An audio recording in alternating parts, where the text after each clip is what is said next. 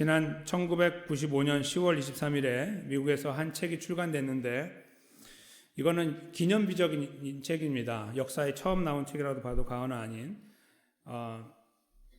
아주 오래된 것 같지 않죠. 1995년인데 25년 한 8년 정도 됐죠. 이 책의 제목은 마인드 헌터인데요. 저기 화면에 나와 있듯이 이 마인드 헌터는 존 더글라스라고 하는 분이 이제 그 경험이 주된 내용이 돼가지고 이제 작가인 저기 뒤에 나와 있는 마크라건 분하고 같이 작가와 더불어 이 책을 짓게 됐습니다. 이 책은 이분이 이제 은퇴한 다음에 쓰게 됐는데 저 가운데 있는 사람이 저 사람 얼굴인데요. 존 더글라스. 이 사람은 FBI에서 25년 동안 재직을 했는데 그냥 평범한 FBI가 아니고 특별한 FBI였어요. 요즘에 한국에 이제 그것이 알고 싶다라고 글쎄요, 한 15년 정도 전부터 인기를 부과했던 방송이고, 지금도 뭐, 그럴 수 있는데요. 거기 방송 속에 항상 나오는 표창원이라고 하는 분 있죠. 아시는 분 아시지만, 이제, 죄송합니다. 이름을 이렇게 거론해서. 네, 소위 한국의 첫 번째 프로파일러라고 하는 타이틀을 갖고 있는 분이죠. 영국에서 유학을 하고, 경찰대를 나오고, 그래서 한국에는 프로파일러라고 하는 말 자체가 아예 없는 나라였는데 미국도 마찬가지였어요, 사실은. 근데 이분이 만들었어요. 1995년. 얼마 되지 않았죠, 사실은. 그러니까 한국이 많이 뒤처진 건 아니에요, 어떻게 보면.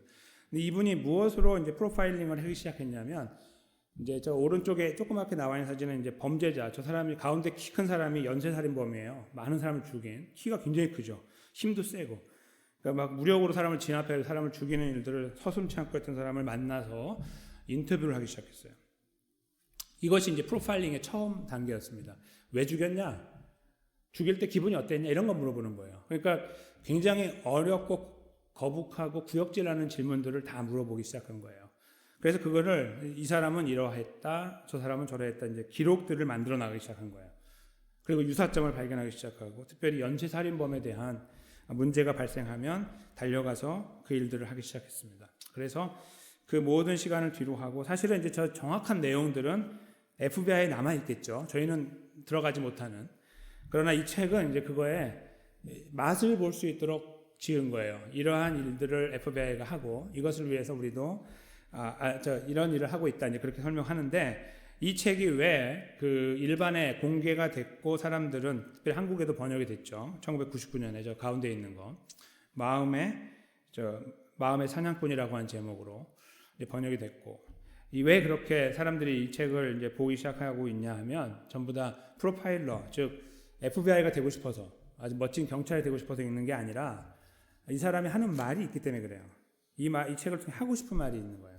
이 사람이 이제 그 책에서 쓰는 말들 중에 몇 가지 이제 저희가 이제 좀 기억에 남는 표현들이 있는데요. 뭐냐면은 나는 살인범의 입장에서도 생각해야 했다. 살인범이 했던 것처럼 생각하고 그의 계획을 이해하고 그가 범행을 저지르는 순간의 만족감을 대신 느끼고 이해해야 했다. 참 어려운 문제죠. 그 다음에 사람을 죽이면서 느끼는 만족감을 나도 느껴야 된다는 거예요. 어렵죠. 되게 잔인한 문제이고, 그렇죠? 근데 그렇게 해야 됐다는 거예요. 그의 가치 환상이 실현되고 마침내 가련한 여자를 자기 마음대로 조종하고 제압하는 바로 그 순간을 내 손바닥에 잡고 느껴보아야 했다. 그래야 사건을 해결할 수 있기 때문이다. 네. 되게 독특한 생각을 가지고 결국 프로파일링을 이제 이루어서 큰 이 미국과 세계에 선한 영향을 끼친 이제 그런 결과를 낳게 됐는데, 그 중간에 들어가서 느꼈던 거는 굉장히 비참하고 잔인한 것들. 근데 저것을 구역질하는 그 자리에 자기가 서 있어야만 했다라고 느꼈던 거예요. 그래야 그 사람을 분석하니까 다시 이런 문제가 발생하지 않도록 하거나 그런 일이 발생하면 빨리 범인을 잡거나 할 수 있는데 사용될 수 있으니까 하는 큰 뜻을 가지고 그 걸음을 걸었다는 거예요. 그래서 많은 흉악범들을 만나고 인터뷰를 하기도 했습니다. 제가 오늘 이 마인드 헌터라는 책을 잠깐 소개해드린 이유는 저희 한국말 중에 사자성어 중에 역지사지라고 하는 표현이 있어요. 그러니까 입장을 바꿔놓고 보면 그 사람이 이해가 된다 그거죠. 그리고 이제 때로는 그렇게 해야만, 사실 인격자들은 다 그렇게 살아요. 인격이 조금 이제 성숙하지 않으면 나만 생각하고 살죠. 그렇죠? 상대방을 생각할 겨를도 없고 안 해요. 하라고 배워도 안 해. 그런 사람들은 사실 인격적으로 굉장히 많이 좀 이렇게 발전하지 못했다고 볼 수 있는 거고요. 인격이 좀 성장하고 성숙한 사람들은 하지 말라고 해도 그렇게 하죠. 역지사지. 다른 사람의 입장에서 나를 생각하는 그런 시간들을 가져요. 책에서 이분의 이야기는 범죄자를 잡기 위해서뿐만 아니라 상대방 속에 들어가는 어떤 이런 표현을 통해서 상대방을 이해할 수 있는 문을 열어주고 있는 거예요. 저 책이 저희들에게. 그러니까 상대방이 심지어 범죄자라고 해도 그 사람을 이해하는 쪽에 서면 뭔가 유익을 가질 수 있다는 것은, 그렇지 않은 일반적인 사람과의 관계 속에서 우리가 관계를 형성할 때에 그 사람을 이해하려고 하다 보면 당연히 우리에게 많은 것들을 얻고 그것 때문에 우리는 인격이 성장하고 관계가 좋은 관계로 발전하게 될 수 있다는 다른 의미까지 이 책에 내포하고 있는 거예요. 저는 그런 의미에서 의미가 있는 책이라고 보는데요. 오늘 말씀이 바로 저 내용을 다루고 있어요.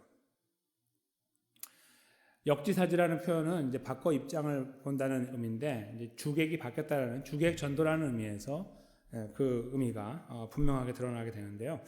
성경에는 주객 전도, 주와 객, 주인과 객이 바뀌는 일들이 굉장히 많이 일어나고 있어요. 성경의 역사 시작될 때부터 일어났어요. 저희가 잘 알다시피, 즉 아담과 하와의 아들이었던 가인의 죽음부터 시작됐어요. 아벨의 죽음, 그리고 가인의 죽음, 이렇게 그 순서들이, 그리고 결국은 그 둘은 다 없어지고 셋이라고 하는 새로운 아들을 통해서 하나님의 백성들이 이어지게 되는 이러한 새로운 틀을 만드셨죠. 그러니까 주와 객이 계속 바뀌는 일들이 역사의 시작부터 있어 왔어요. 성경 속에는 수많은 이야기들이 담겨 있습니다. 근데 오늘 본문은 그것을 아주 극명하게 보여주는 예가 돼요. 아주 분명하게 보여주고 있다. 어떤 의미에서 그럴까? 저희가 찾아볼 뿐만 아니라 하나님은 왜 주객 전도의 이야기를 저희들에게 하고 계시는가? 우리는 이 내용 위에서 무엇을 얻어야 될 것인가? 말씀을 함께 나누어 나가면서 그 부분을 제가 함께 나누기 원합니다. 오늘 저희가 이 읽은 그 내용은 유다라고 하는 민족이 바벨론에 포로로 갔다가, 정확하게 바벨론에 갔다가 나라가 바뀌어서 페르시아로 바뀌고, 페르시아에서 지금 여전히 연약한 모습으로 살아가고 있을 때에 그들을 아주 싫어했던 아각 사람 함무다다의 아들 하만이라는 사람이 24절에 그들을 죽여서 없애버리려고, 유대인들을 전멸시키는 것처럼 전멸시켜 버리려고 꾀를 내서 그 꾀를 실행하기 위해서 제비를 뽑았다는 내용을 24절에서 함으로써 시작됩니다. 저 제비라는 말은 그 히브리 말로는 부루입니다. 저기 나와 있죠. 부루라고 하는 명사예요. 명사. 제비 뽑다. 제비라는 말이에요. 제비 뽑기, 그런 명사인데요. 이 부루라고 하는 것을 통해서 그들을 죽이려고 해서, 저희가 기억을 좀 옛날로 거슬러 올라가서 한참 전이니까 돌이켜보면은 에스더 3장에 기록되어 있는데 7절에 아하수에로 왕 제12년 첫째 달 곧 니산월에 무리가 하만 앞에서 날과 달에 대하여 부루 곧 제비를 뽑아 12째 달 곧 아달월을 얻었다. 12월 13일로 날짜를 받았어요. 그러니까 무슨 굿을 했는지 모르겠습니다만 뭔가 그 행위가 있었을 거예요. 무슨 행위를 통해서 날짜를 받은 거예요. 12월 13일. 전날 이 거사를 치르면 깨끗하게 다 정리할 수 있을 거다. 유대인 청소를 히틀러까지 갈 필요 없이 내가 끝낼 수 있을 것이다. 물론 히틀러는 몰랐지만 그렇게 큰 계획을 세우고 이 일을 벌였죠. 12월 13일 그날은 그대로 있었습니다. 그런데 25절을 보겠습니다.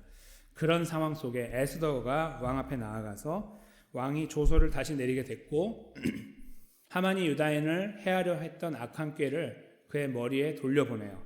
즉 자기 머리로 돌아가게 했다. 돌이 날아오다가 다시 돌아가는 형태, 부메랑이 돌아서 다시 나에게 오는 형태처럼 됐다, 그런 말입니다. 그래서 자기가 세운 자기 꾀에 자기가 당하게 되었다. 주객이 바뀌었다, 그런 말입니다.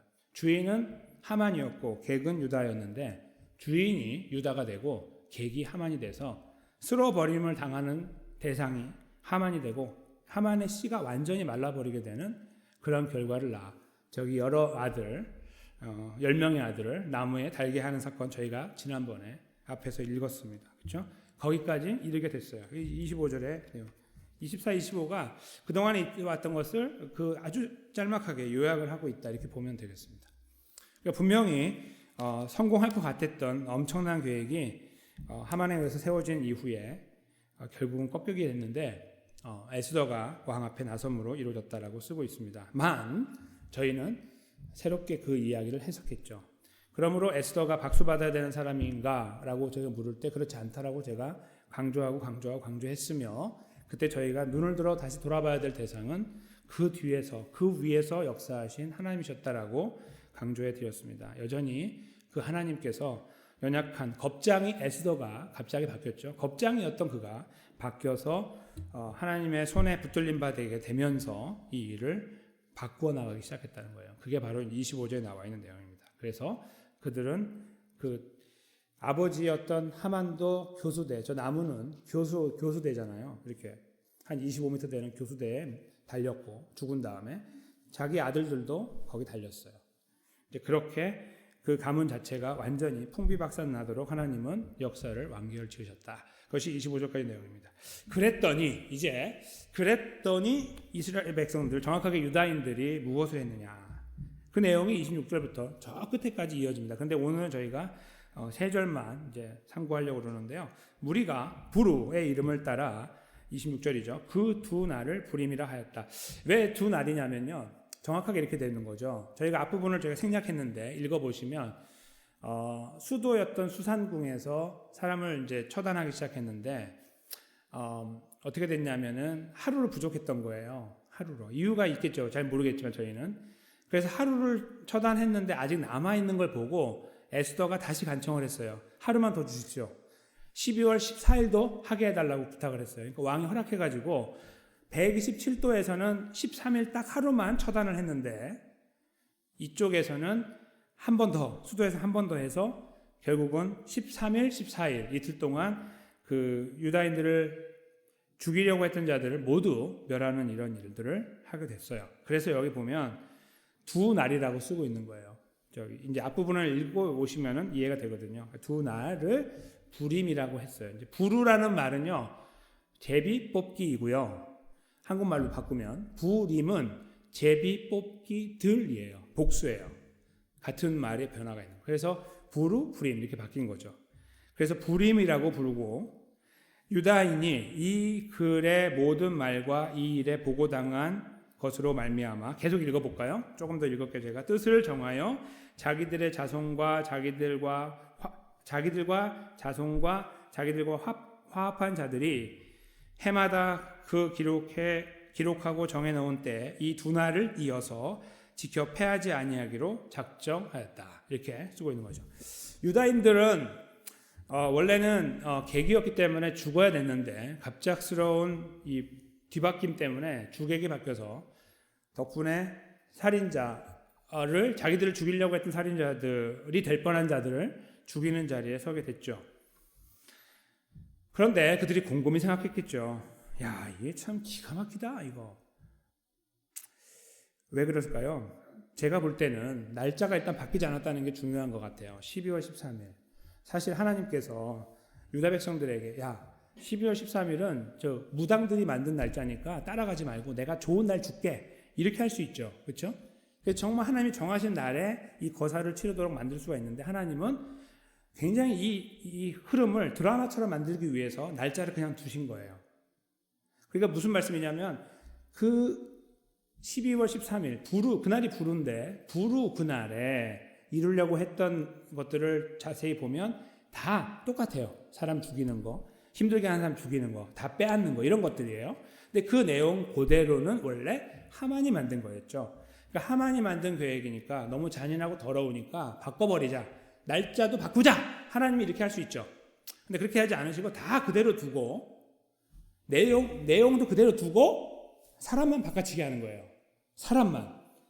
굉장히 극적인 거예요. 같은 날이라는 게, 그러면 그들은 공포 가운데서 살아왔던 이스라엘 백성들, 유다인들이 그날에 자기네들은 이 새로운 역사를 써내려가는 새로운 그들의 승리의 날로 선포할 수 있는 상황이 됐고, 모든 것들을 예배하고 이제 12월 13일에는 내가 저 꼴 보기 싫은 유다인들 다 처단할 거야라고 했던 사람들은 다 무덤에 묻히는 상황이 되는 이런 기가 막힌 반전을 하나님께서 이루신 거예요. 그 효과를 저는 극대화시키는 과정이 아니었을까 생각해요. 날짜까지 바꾸고 내용도 바꾸면 하나님이 바꿨다는 것은 보이지만 이 주객 전도의 효과가 반감됩니다. 근데 모든 것이 똑같은 채로 사람만 바뀌는 것은 이 드라마 같은 극적인 것이 굉장히 극대화되죠. 이렇게 되는 거예요. 내가 죽이면서 내가 죽어야 되는데 이렇게 죽이는 거죠. 내가 찔려야 되는데 내가 죽이고 있는 거예요. 그 상황이 이렇게 좀 상상이 되시죠? 그러니까 내가 칼로 베는 순간에 내가 저 칼에 맞았어야 된다는 것을 느끼면서 죽이는 거예요. 기가 막힌 주객 전도이죠. 하나님이 이렇게 그 계획을 붙잡고 아주 극적인 굉장히 독특한 그 방법으로 주객 전도를 이루어서 유다에게 승리를 안겨주시는 역사를 완성한 거예요. 그들이 기뻐하지 않을 수가 없는 거예요. 그래서 그들이 이렇게 모였다고 말하고 그들이 했던 상황들이 이걸 계속 지켜나가기로, 패하지 않기로 저렇게 작정을 했죠. 그 다음에요, 어떻게 했는지 계속 28절에 보시면 각 지방 각읍 각 집에서 대대로 이 두 날을 기념하여 지키되 이 불임이를 유다인 중에서 패하지 않게 하고 그들의 후손에게 계속해서 기념하게 하였더라, 이렇게 말씀하고 있고요. 저희가 또 읽으면 계속 이어져서 계속 같은 말이 나와요. 그러니까 귀가 따갑게 말하고 있어요. 글을 못 쓰는 사람들이 이렇게 쓰거든요. 했던 말 또 하고 계속 같은 말을 계속하네 이렇게 되는데 똑같이 쓰고 있어요. 왜요? 이게 너무너무 중요하니까. 이것은 자기들에게 생명과 같은 이야기니까 그냥 한번 써가지고 넘어갈 게 아니라 이것은 영원히 지켜야 되는 거라고 그들이 생각했기 때문에, 우린 다 죽었던 자들인데 살았기 때문에 그 사실을 알고 그들은 이렇게 아주 그 지겹게 짝이 없도록 몇 번에 걸쳐서 반복해서 이 날을 지키도록 했다라고 쓰고 있는 거예요. 책에다 기록하여서 그렇게도 하였지만 또 하나는 이거를 지킴으로써 그렇게 하도록 했어요. 그럼 지키면 어떻게 지킬 수 있을까요? 사람들을 또 죽이란 말일까요? 그렇지 않죠. 그들이 이 날을 지나고 나서 했던 행위가 있어요. 그것은 저희가 읽은 본문 앞부분에 기록되어 있는데요. 19절인데요. 오늘 본문 앞부분이에요. 제가 읽어드리겠습니다. 그러므로 시골의 유다인 곧 성이 없는 고을고을에 사는 자들이 아달월 14일을 명절로 삼아 잔치를 베풀고 즐기며 서로 예물을 주었더라. 그러니까 13일에 거사를 치른 유다인들은 그 다음 날 바로 잔치를 열었어요. 이게요, 그냥 저희들이 생각할 때는 그냥 그런가 보다 생각할 수 있지만 굉장히 잔인한 행위예요. 사람이 저기서 죽어나서 사방에서 지금 다 곡하는 소리가 들리고 있는데 여기서 잔치를 벌인다? 너무 비인도적이죠. 그렇죠? 매우 비인도적인 모양이에요. 그러나 하나님 이런 과정을 통해서 주객 전도를 아주 극명하게 드러내서 그들로 하여금 머릿속에 완전히 각인되게 만든 거예요. 하나님이 하신 일이 뭐냐라고 그런 이상한 말 하지 않도록 이 분명한 역사를 이루신 하나님 앞에 그들이 분명하게 서서 고백할 수 있도록, 저쪽에서는 곡하는 소리가 들리고 있는데 여기서는 잔치가 벌어지게 만든 거예요. 127도 전체에 잔인할 정도의 이 과정을 지나가면서까지 하나님은 유다가 이 일을 잊지 않기 원하셨던 것이죠. 즉 잔치를 벌이는 일을 이루어가면서 거기 보면요, 제가 읽어드릴게요. 잔치를 베풀고 즐기며, 그 다음에 이렇게 나와요. 서로 예물을 주더라. 선물을 나누어 줬다. 그러니까 그 잔치와 파티 속에서 함께 즐거워할 뿐만 아니라 서로 선물을 주면서 우리가 살아난 거에 대해서 감사하게 되었다. 만족하고 즐거워하게 되었다는 표현이 될 것입니다.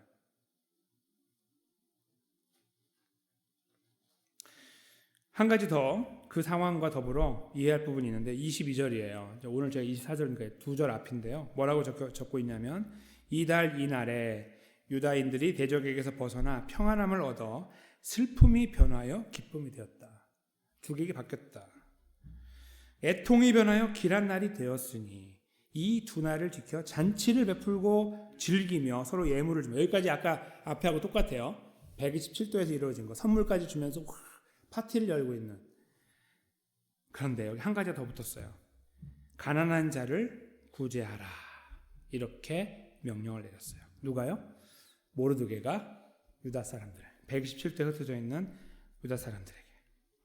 즉 불임일 또는 불임절을 지키는 방법은 그날 나 알아요, 여기 읽어보니까 있네요, 기록을 읽는 것으로 끝나는 게 아니에요. 기록을 읽고 그거를 실행하는 데 있는데, 실행하는 것은 사람을 죽임으로 하는 것이 아니라 잔치를 베풀면서 하는데, 선물을 주면서 하는데, 더 나아가 서로 위로하고 격려하고 도와주고 구제하면서 할 수 있도록 법을 만들게 된 것입니다.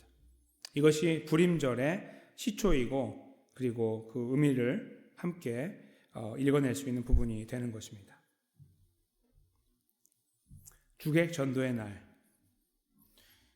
유다 백성들은 잔치를 벌였습니다. 그런데 오늘 이 본문에 드러나고 있는 이 주객 전도의 사건들과 비슷한 사건들이 많이 있는 중에 이 모양을 더 이상 다시 반복하지 않도록 하신 사건이 하나 더 있었죠. 저희가 잘 아는 예수님의 십자가입니다. 예수님의 십자가처럼 주객 전도가 분명한 것은 세상에 없습니다. 없습니다. 부모가 자녀를 위해 죽어도 이거 따라가지 못합니다. 자녀를 위해 100번 죽어도 따라가지 못하는 거, 예수님이 십자가에 돌아가신 겁니다. 왜요? 예수님은 거기 돌아가시면 안 되는 분입니다. 예수님은 세상의 주인이시고 왕이시기 때문이죠. 우리를 만드신 분이시기 때문입니다. 그분이 왜 십자가에 돌아가셔야 됩니까? 이런 논리를 찾아보신 분 있으십니까? 어디에도 나와 있지 않습니다. 어느 책에도, 어떤 철학책에도 나와 있지 않아요. 역사도 마찬가지고 어떤 종교에도 나와 있지 않아요. 왜 죽어야 되지? 가장 질문을 많이 던져야 되는 분은 예수님이었다 이거죠. 주객 전도만 들으면 소스라치게 놀라야 되는 분은 예수님 한 분밖에 없어요. 저희가 살면서 주객 전도의 경험을 좀 안 좋게 했을 때 우리가 소스라치게 놀랄 수 있겠죠? 예수님처럼요? 아니요. 될 수가 없습니다.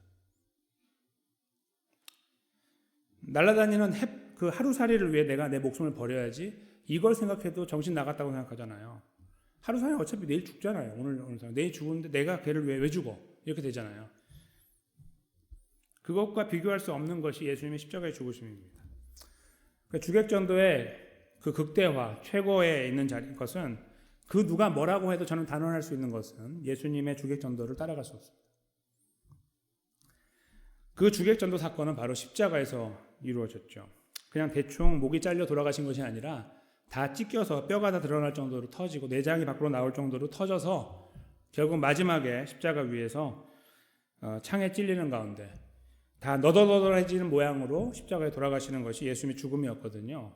그러니까 주객 정도를 제대로 하신 거죠. 오늘 본문에서 죽은 자들의 저쪽에 곡하는 소리 앞에서 파티를 벌이는 것보다 더 심하게 예수님은 찢겨버린 거예요. 십자가 위에서 갈기갈기. 주객 전도의 최고의 자리에, 최고라는 표현은 좀 그렇죠. 가장 극렬한 극단적인 자리에 예수님이 서 계셨던 것입니다. 왜요? 그 자리가 심판의 자리였거든요.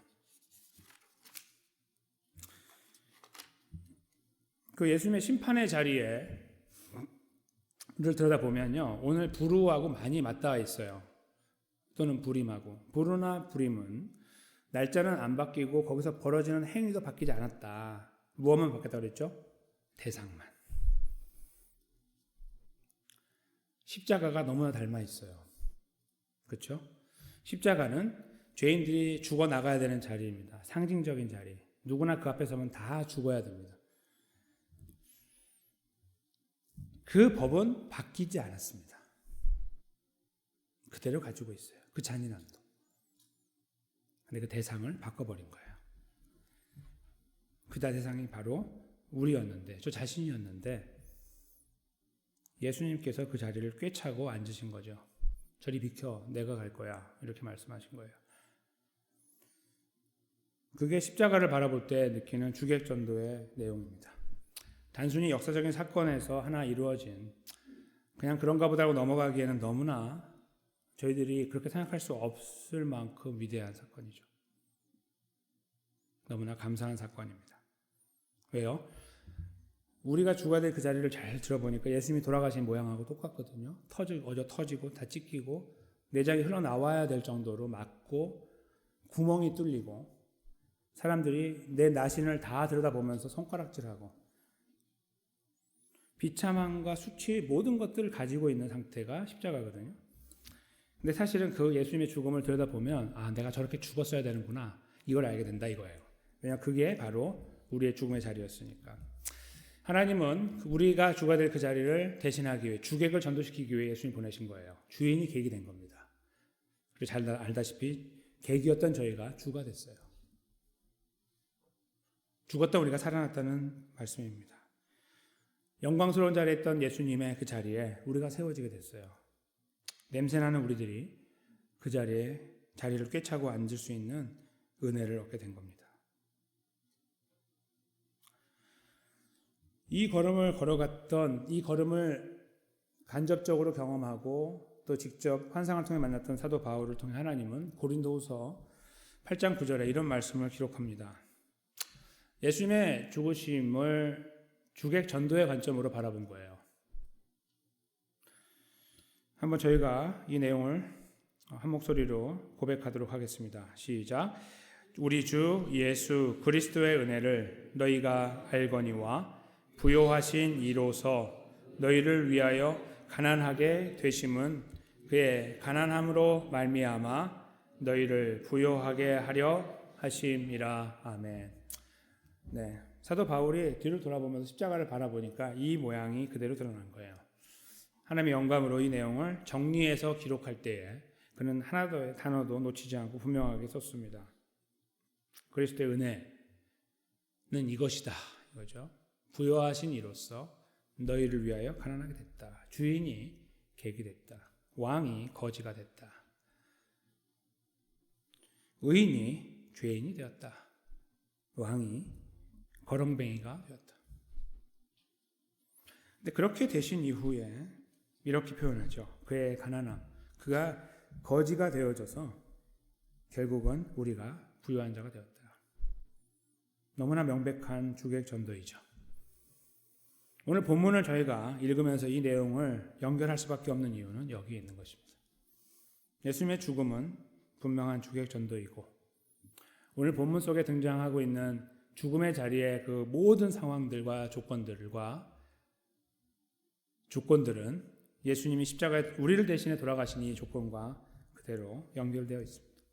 하나도 바꾸지 않았다. 그저 대상만 바꿨다. 주객 전도입니다. 이스라엘 백성들이 그 보여지는 당시 상황의 구원의 은혜를 경험하면서 마음속으로 다짐했던 것들 자연스럽게 기록되고 후손에 전달된 것을 저희가 기억합니다.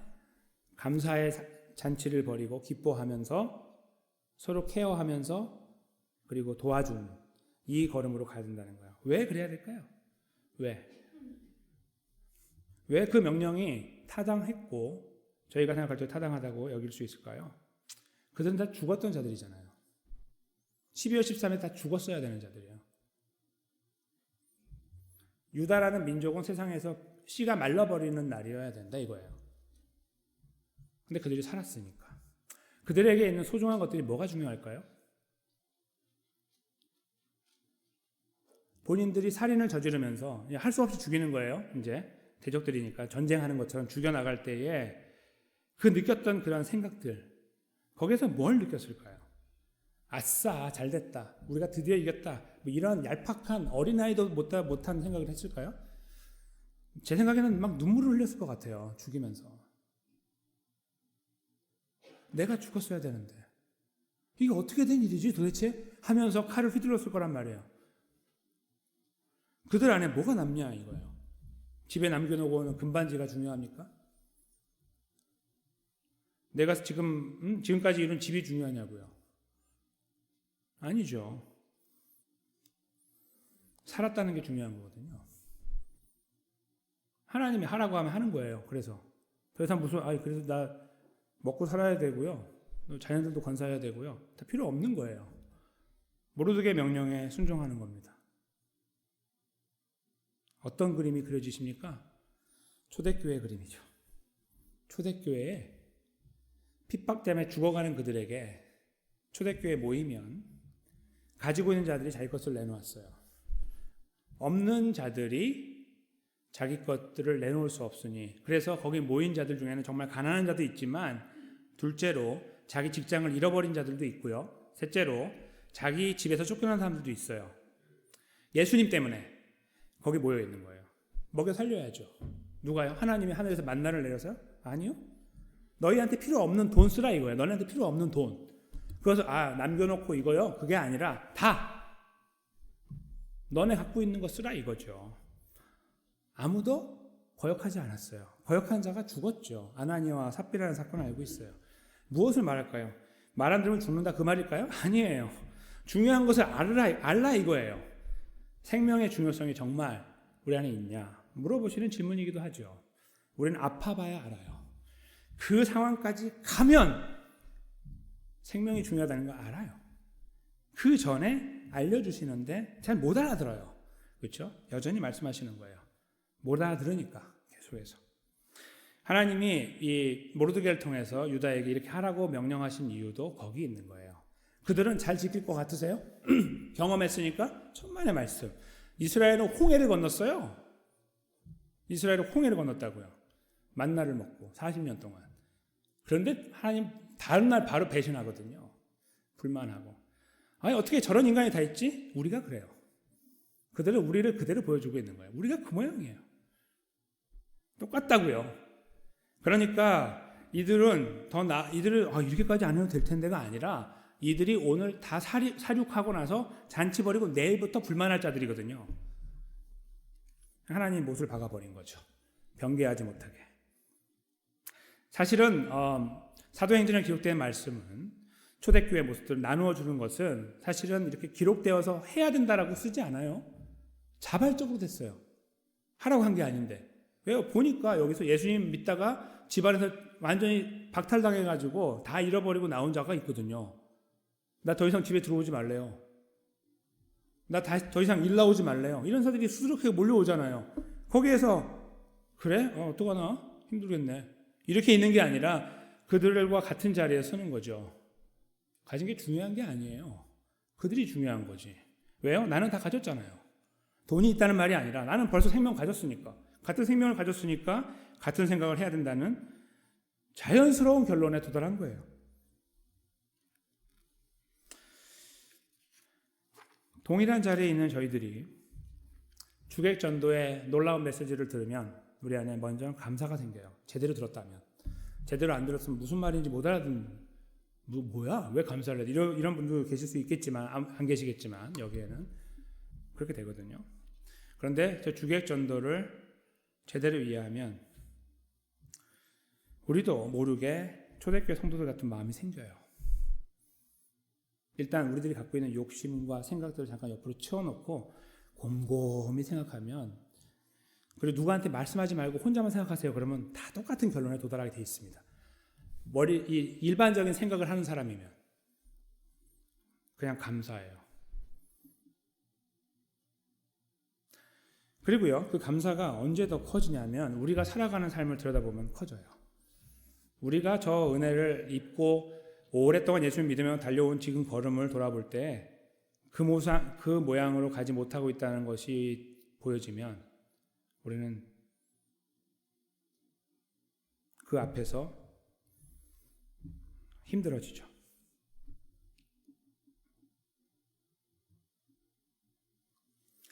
그런데 더 힘들게 만드는 것은 주객전도를 한번 만드신 하나님이 이걸 다시 돌리지 않는다는 거예요. 우리가 주가 됐잖아요. 예수님의 은혜는 우리가 객에서 주가 됐어요. 죽었다가 살아났거든요. 이걸 돌리지 않아.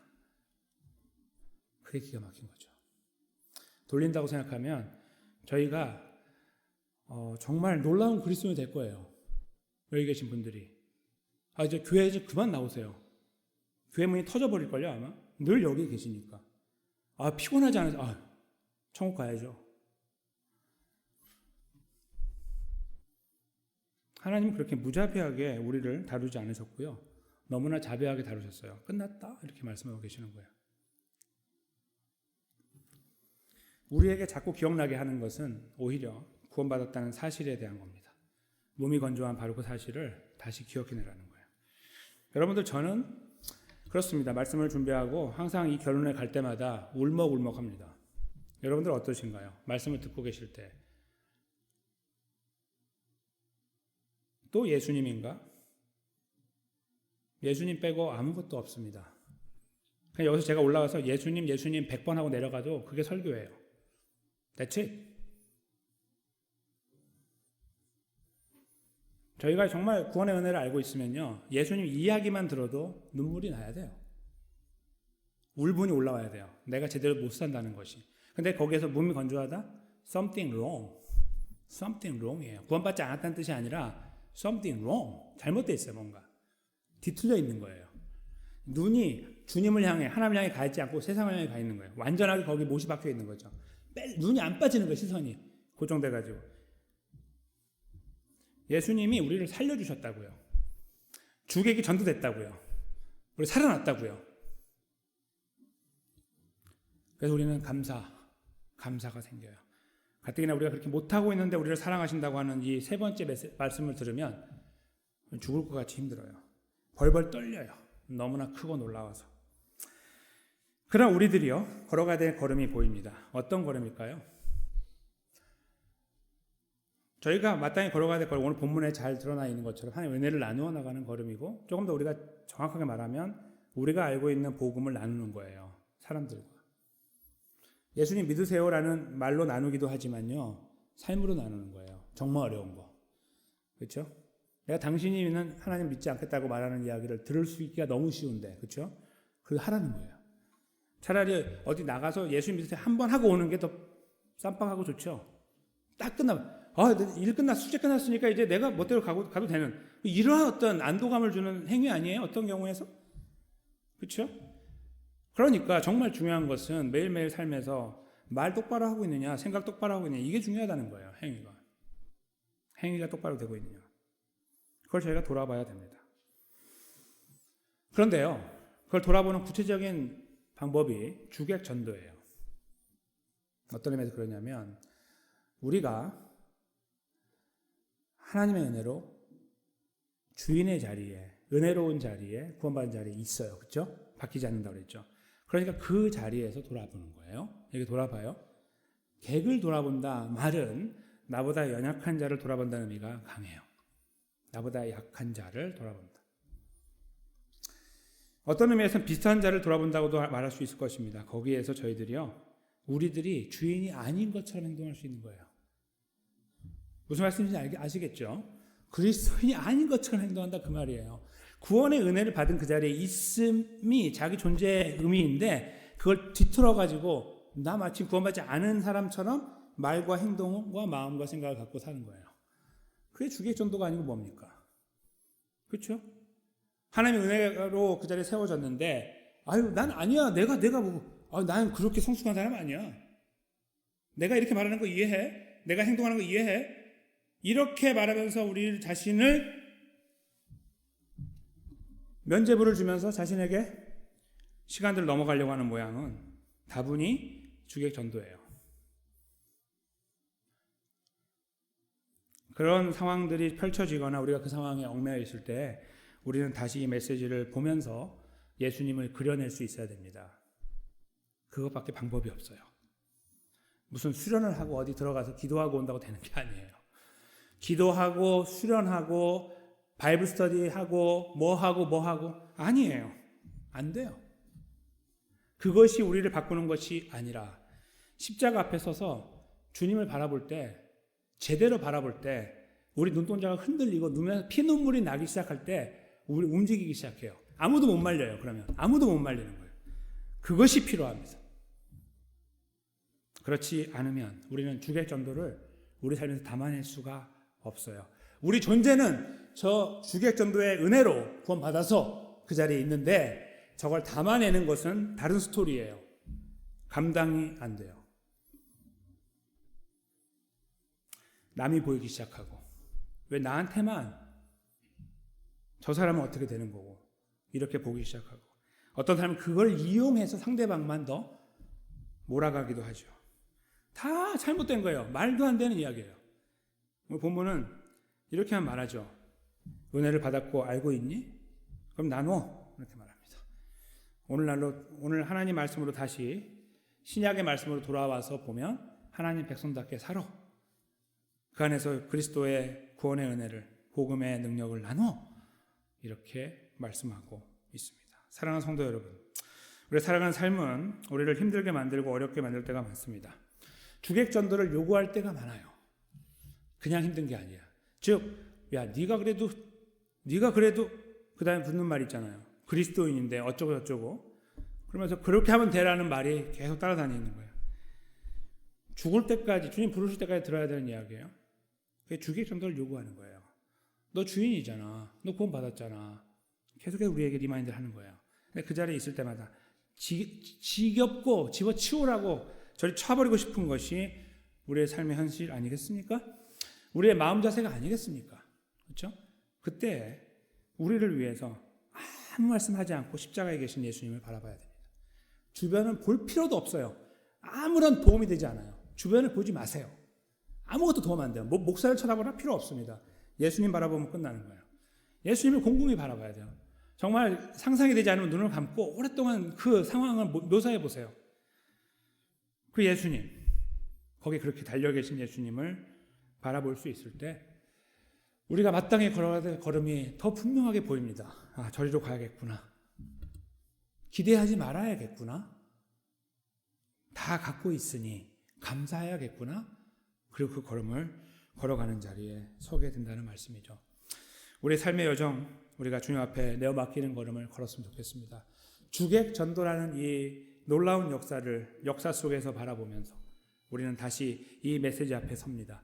그렇다. 그것이 바로 나를 살린 역사이다라는 메시지입니다.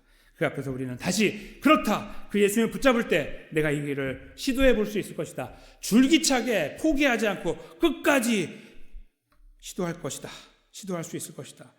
이 사실 앞에 사랑하는 성도님과 제가 예수님만 강하게 붙잡고 아름답게 세워져서 우리에게 허락된 아름다운 그리스도인의 걸음을 보다 더 정열적으로 걸어가게 되시기를 예수님의 귀하신 이름으로 간절히 축원합니다.